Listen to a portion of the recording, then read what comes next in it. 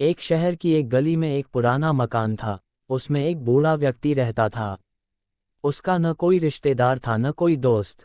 वह हमेशा अकेला रहता था। इस पुराने मकान के ठीक सामने एक छोटा सा घर था। उस घर में एक छोटा बच्चा रोहित अपने माता पिता के साथ रहता था। बूढ़े व्यक्ति को बच्चे बहुत अच्छे लगते थे। वह जब भी बच्चे को देखता था प्यार से हाथ हिलाता था।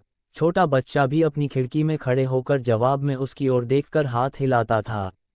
धीरे धीरे दोनों की दोस्ती हो गई। रोहित बूढ़े व्यक्ति को दादाजी कहकर बुलाने लगा। दादाजी अक्सर रोहित के लिए बिस्कुट लाते थे। कभी कभी वे उसके पसंद की चॉकलेट लाकर भी उसे देते थे। एक दिन रोहित ने भी उन्हें अपना एक खिलौना दिया। अपना टीन का सिपाही यानी टिन। दादाजी ने कहा कि वे इसे बहुत संभाल कर रखेंगे। कुछ दिनों के बाद रोहित ने देखा कि दादाजी कहीं भी दिखाई ही दे रहे हैं। उनके मकान को तोड़ दिया गया और वहां पर एक बेहद बंगला बनाया गया। रोहित के पिता ने उस बंगले को खरीद लिया। रोहित और उसके माता पिता बंगले में रहने लगे। धीरे धीरे रोहित बड़ा होने लगा और बचपन के उन दादाजी को भूलने लगा। जब वह बड़ा हुआ और उसकी शादी हो गई तब उसकी पत्नी भी वहीं रहने आई।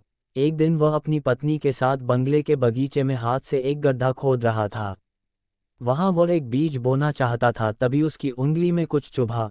उसने खोदकर देखा तो यह उसका अपना टिन सोल्जर था जो उसने दादाजी को दिया था। उसकी तलवार की नोक रोहित की उंगली में चुभ गई थी। अपना बचपन का खिलौना देखकर अचानक रोहित को बचपन की सारी बातें और दादाजी याद आ गए। उसे याद आया कि दादाजी ने कहा था, ये खिलौना मैं बहुत संभाल कर रखूंगा।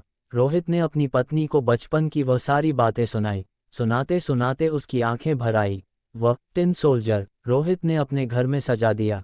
उसका ये पुराना खिलौना हमेशा उसे बचपन की मीठी यादों में ले जाता था। साथ ही उसे दादाजी भी याद आ जाते थे।